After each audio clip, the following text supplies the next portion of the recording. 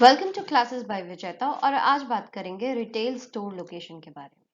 Retail store location retailer के success और failure के लिए सबसे इंपॉर्टेंट पॉइंट है।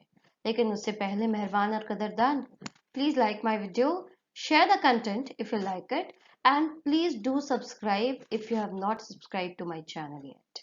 सो विल मूव फॉरवर्ड। तो किसी विद्वान ने कहा है, location location location is the major factor leading to a retail success or failure। जैसे कि बॉलीवुड में entertainment entertainment entertainment is the only way to survive, वैसे ही रिटेलर्स के लिए a perfect location is the only way or the major factor which leads to its success or failure besides all the other factors. So what we are going to learn in this particular video, सबसे पहले हम बात करेंगे what is the importance of store location, और उसके बारे में बात करने के बाद will talk what are the types of store location. हम स्टोर के टाइप्स के बारे में नहीं, टाइप्स ऑफ स्टोर लोकेशंस के बारे में बात करेंगे। So will move what is the importance of store location, why it is so important for any retailer to have a prominent location जहां पे उनके कस्टमर्स के लिए उनके पास पहुंचना कन्वीनियंट हो। So these are the factors. सबसे पहला फैक्टर है कंज्यूमर चॉइस। कंज्यूमर के लिए जो भी लोकेशन कन्वीनियंट हो वो उनके कंसिडरेशन में आता है। जब भी उनको कोई सामान खरीदना, जब भी उनको कोई भी परचेजिंग करनी है, तो लोकेशन, हम जैसे सोचते हैं ना, चलो ये पास वाली दुकान है वहां चले जाते हैं, या हम खाना खाने के लिए बगल वाले रेस्टोरेंट में भी चले जाते हैं जो पास का कोई डाइनिंग आउटलेट है, या फिर हम कहीं प्लान करके कहीं ढाबे पे कहीं दूर जाते हैं। तो लोकेशन हमारे प्लान, हमारे मूड, हमारे एक कंज्यूमर के जो बाइंग बिहेवियर है उसको बहुत ज्यादा इफेक्ट करता है। तो कंज्यूमर चॉइस का एक बहुत बड़ा इंपॉर्टेंट फैक्टर होता है location. Second point is competitive advantage. आपका एक प्रोमिनेंट लोकेशन, आपका एक बहुत अच्छा लोकेशन आपने अगर ले रखा है एज अ रिटेलर, तो हमेशा आपके कॉम्पिटिटर्स के ऊपर वो एक कॉम्पिटिटिव एडवांटेज का काम करेगा।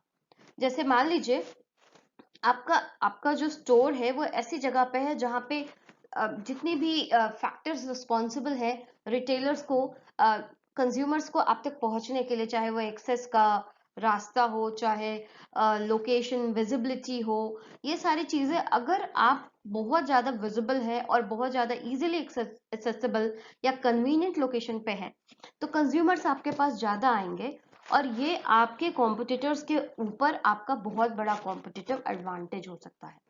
उसके बाद आती है कंसिडरेशन ऑफ ट्रेंड्स।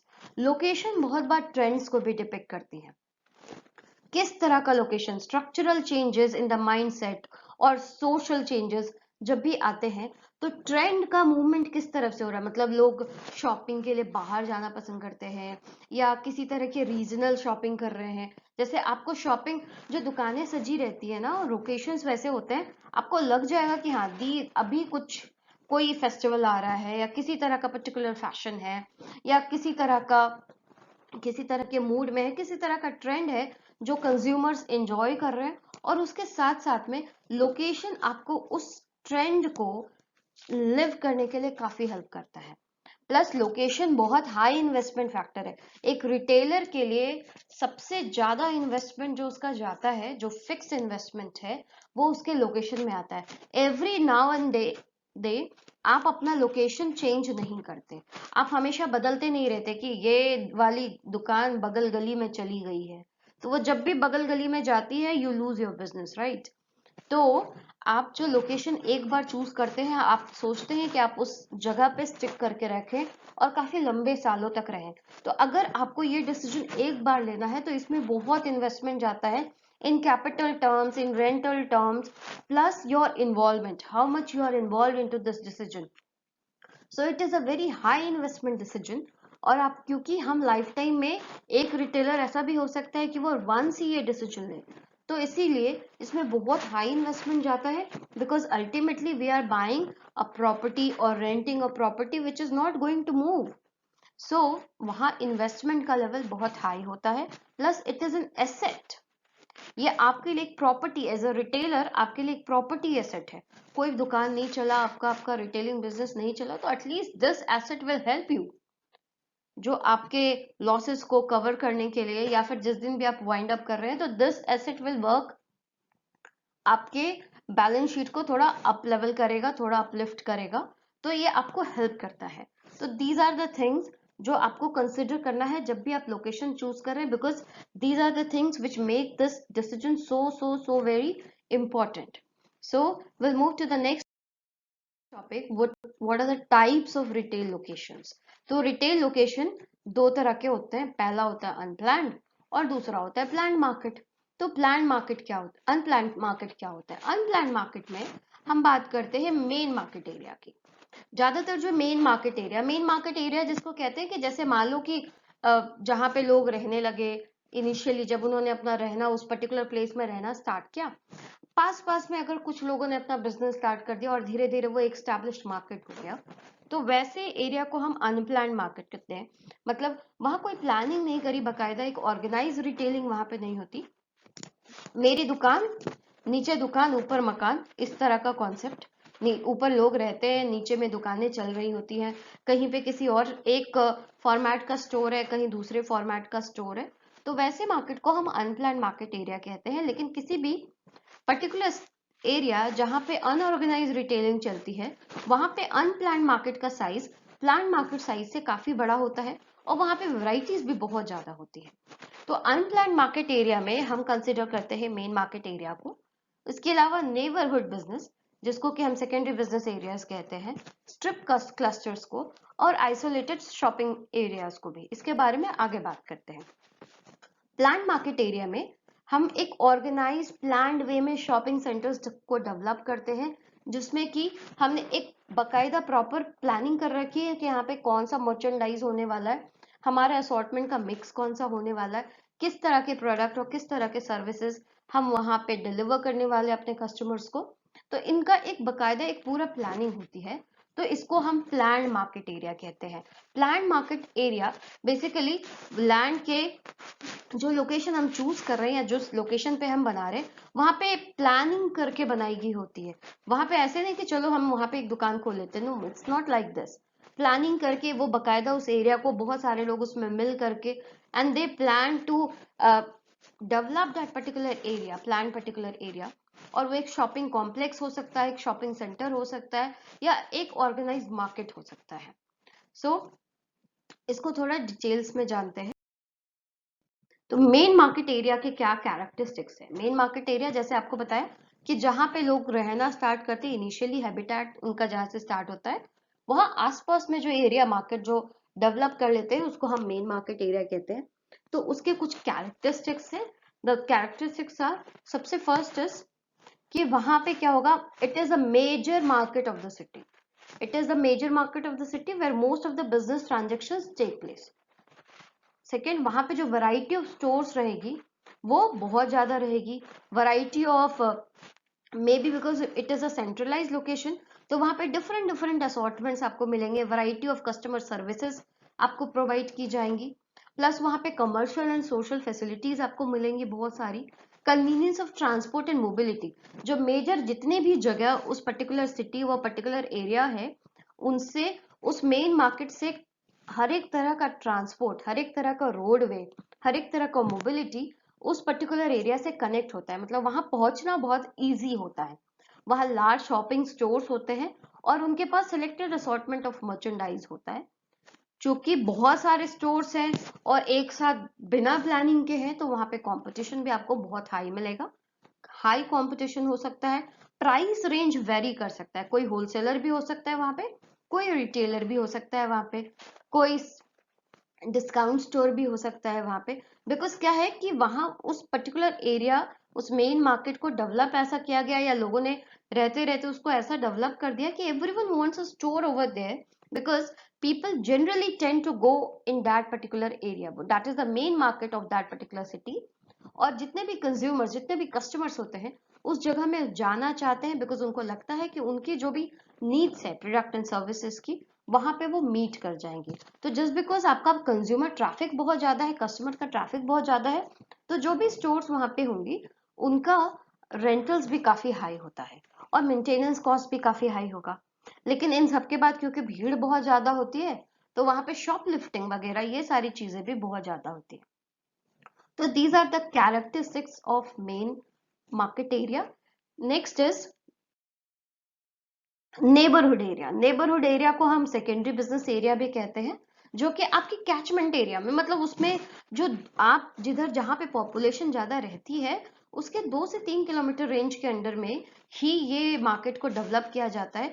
इसमें जो असॉर्टमेंट होगा ये बहुत ज्यादा नहीं होगा in comparison to main market. यहाँ पे असॉर्टमेंट या मर्चेंडाइज की वैरायटी कम होगी, लेकिन it will serve a particular landscape, एक पर्टिकुलर एरिया, एक पर्टिकुलर, ये पूरे सिटी को कंसिडर नहीं कर सकते हम उसमें। सिटी का एक पर्टिकुलर हिस्सा उसके आसपास बना हुआ एक नेबरहुड सेकेंडरी बिजनेस एरिया हो सकता है। तो इसके क्या कैरेक्टरिस्टिक्स है? इसके कैरेक्टरिस्टिक्स क्या है कि यहाँ पे भी ये this is also an unorganised market, ये अनऑर्गेनाइज्ड मार्केट होगा। बस यहाँ पे जो कस्टमर ट्रैफिक होगा in comparison to main market वो कम होगा। जो मेन मार्केट है, जस्ट बिकॉज कंज्यूमर ट्रैफिक कम है तो रेंटल्स भी कम होंगे, और अगर कम कस्टमर्स है तो यहाँ पे असॉर्टमेंट का भी जो ब्रेथ एंड डेप्थ होगा in comparison to main market ये कम होगा।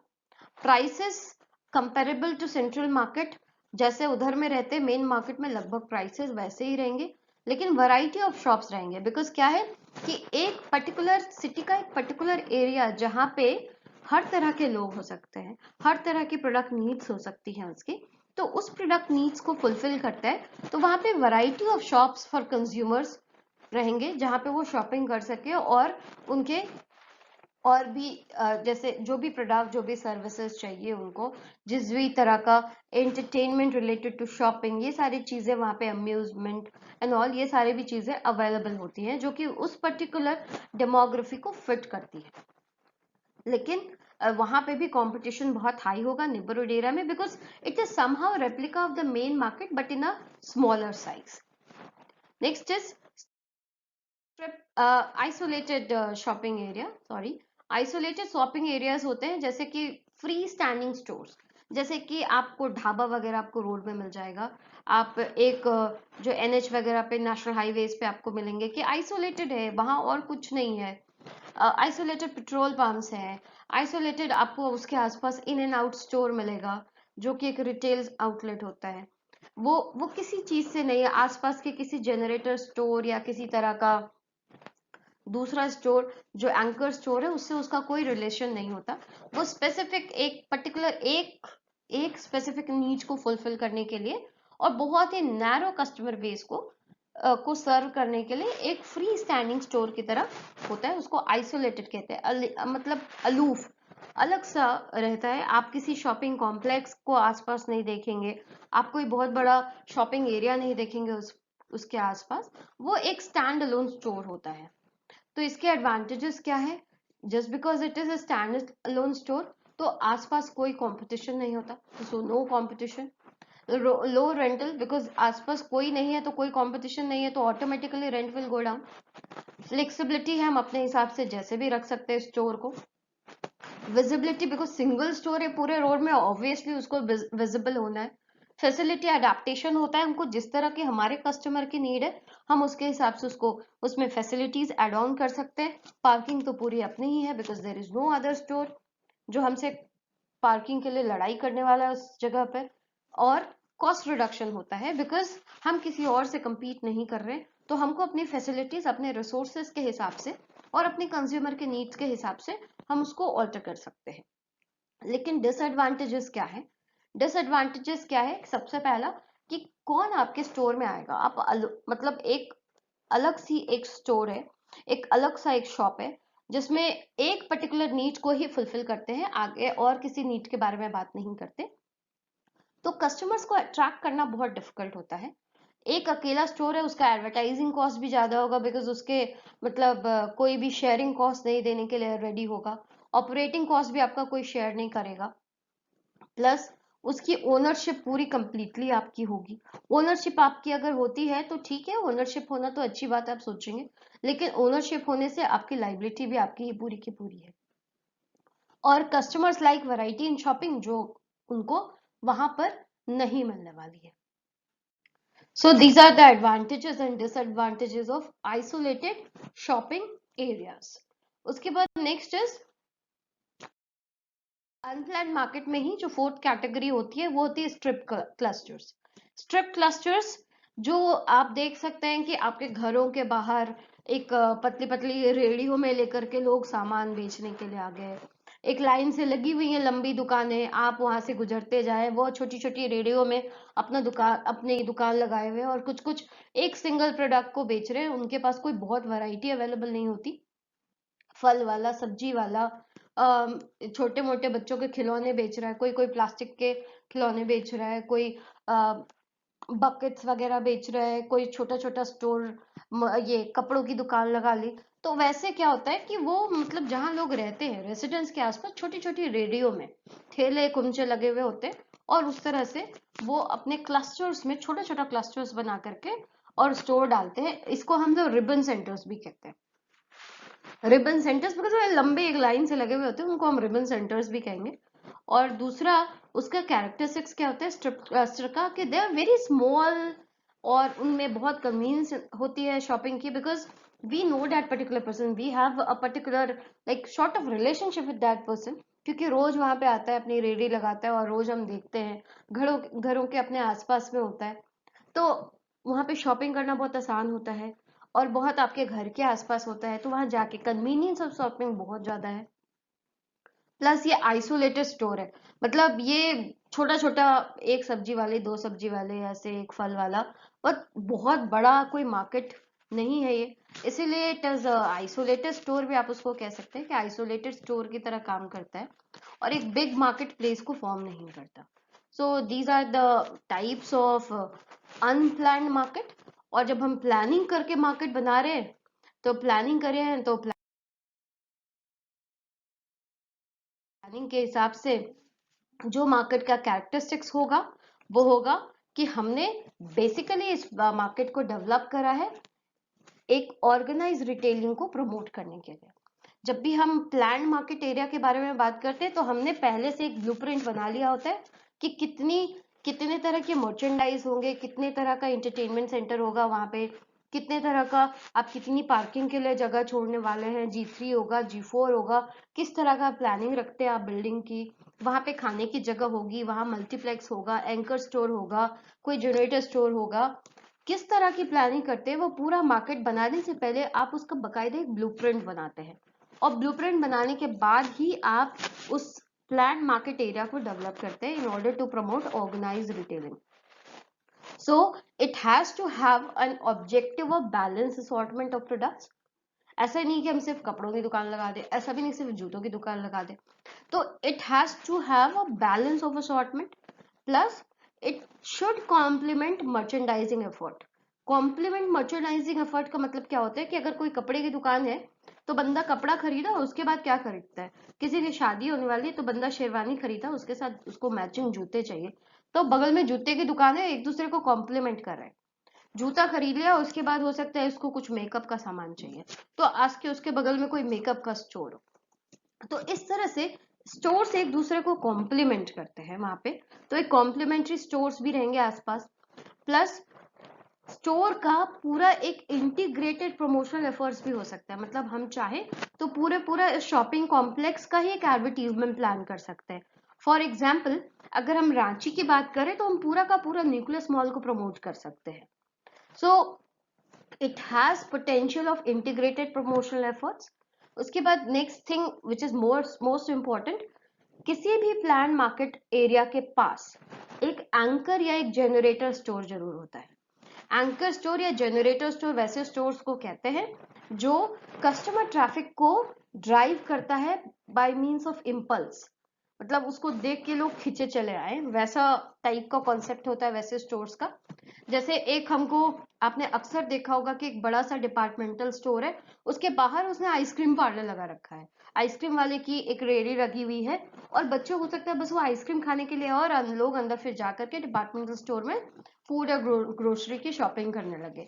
तो इस तरह का कोई एंकर, कोई जनरेटर स्टोर, लोग हो सकता है मूवी देखने आए, शॉपिंग मॉल्स में आजकल आप देख रहे हैं मल्टीप्लेक्सेस का ट्रेंड काफी बढ़ रहा है, तो हमने एक मल्टीप्लेक्स लगाया है वहां पे और लोग मूवी देखने आ रहे हैं, मूवी से निकल रहे हैं, तो उसके बाद they will have some snacks, they will buy some stuff, they will do some shopping. तो एक मल्टीप्लेक्स आपका जनरेटर स्टोर या एंकर स्टोर हो सकता है।